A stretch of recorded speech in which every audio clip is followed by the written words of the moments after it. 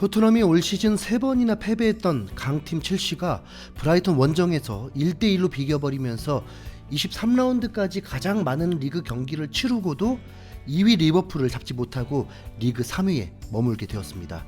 우선 이변은 아닐 수 있습니다. 왜냐하면 브라이튼은 현재 리그 9위인데 패배가 4번밖에 있지 않고 무승부가 무려 11번이나 있을 정도로 강팀 잡는 팀입니다. 시즌 초에는 돌풍을 일으키면서 순위도 상위권에 있을 정도였습니다. 토트넘은 현재까지 무승부가 3번밖에 없는데 비해서 브라이튼은 11번이니까 최소한 쉽게 지지 않는 팀이라고 보면 되죠. 첼시는 전반전에 지흐가 오랜만에 왼발 달인의 감각을 보여주면서 선제골로 앞서 나가게 되었는데 후반전 15분경에 브라이튼의 코너킥 세트피스 한 방에 무너지면서 최종 1대1로 비기게 되었습니다. 이렇게 되면 토트넘보다 5경기를 더 치르고도 11점 차이니까 맨시티, 리버풀을 제외하면 챔피언스리그 티켓이 2장 남게 되다 보니 가능성이 더 높아질 수 있습니다. 문제는 토트넘이 앞으로 남은 경기들에서 좋은 성적을 거둬야만 3위를 하든 4위를 하든 할 텐데 레스터 시티전을 앞두고 콘테 감독은 손흥민이 한 달 정도 이탈한다는 것을 언급하면서 1월 동안 손흥민을 볼 수 없다는 건 확실하구나를 알 수 있었습니다.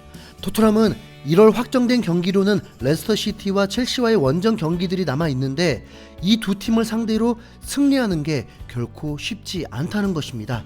특히 이젠 리그에서 두려울 정도의 팀인 첼시를 주말에 만나는 게 매우 껄끄러운 상황입니다. 토트넘은 황당하게 아스날전을 쉬게 되면서 일주일 푹 쉬고 레스터 시티를 만나게 됩니다. 손흥민이 빠진 토트넘이 레스터 원정에서 과연 승점 3점을 가져올 수 있을까요? 우선 타이밍은 괜찮다고 볼 수 있습니다. 현재 아프리카 네이션스컵 진행이 한창인데 토트넘은 아프리카 출신 선수가 아예 없다 보니 이탈한 선수도 없습니다. 반면에 레스터 시티는 네이션스컵으로 주전급 선수 4명이 팀을 떠나 있는 상황입니다. 코로나 확진된 선수가 돌아오긴 하지만 레스터 시티의 손흥민, 제이미 바디가 햄스트링 부상으로 3월에 복귀 가능한 상황이라서 그야말로 최악의 상황이 되었습니다. 공격은 누가 하냐는 말까지 나온 상황이죠.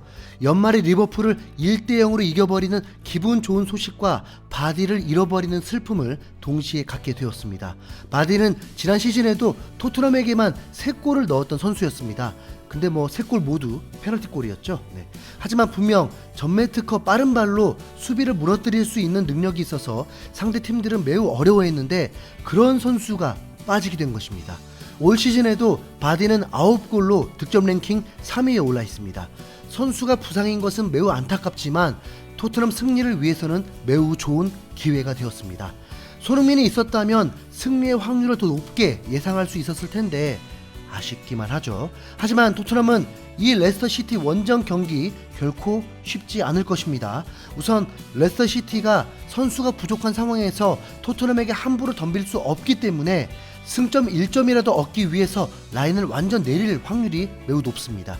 그렇게 되면 토트넘은 공략하기 가장 취약한 전술을 뚫어내야 하는 입장입니다. 이미 사우스햄튼, 와포드와의 경기를 통해서도 상대가 라인을 내렸을 때 도저히 뚫지 못하는 어려움을 겪었기 때문에 이런 상황에서는 무엇보다 세트피스의 골이 매우 중요하고 공간이 없는 상황에서 창의적인 패스들이 나와야 하는데 토트넘에서 기대하기 힘든 부분이죠.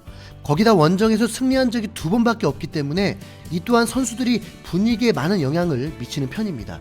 그나마 기대해볼 수 있는 것은 바로 왼쪽 윙백의 레길론이 나올 것이고 그렇게 되면 최근 우측으로 공격이 쏠렸던 현상이 좀 더 나아지면서 에메르송의 크로스를 덜 볼 수 있습니다. 손흥민 자리에 모우라가 오고 오른쪽에 로셀소가 오면 나쁘지 않죠. 그리고 나이어, 로메로까지 있는 수비 라인이라면 더욱 견고해질 테니 토트넘의 1월 분위기가 최악이었던 걸 이 한 경기로 좀 바꿔주길 바라보겠습니다. 20일 목요일 새벽 4시 30분 경기입니다. 꼭 승리할 수 있도록 응원해보겠습니다. 이번 영상 여기까지 하고요. 시청해주신 여러분 감사드리면서 혹시 좋아요 안 눌러주셨다면 꼭 좀 눌러주세요. 구독도 부탁드립니다. 감사합니다.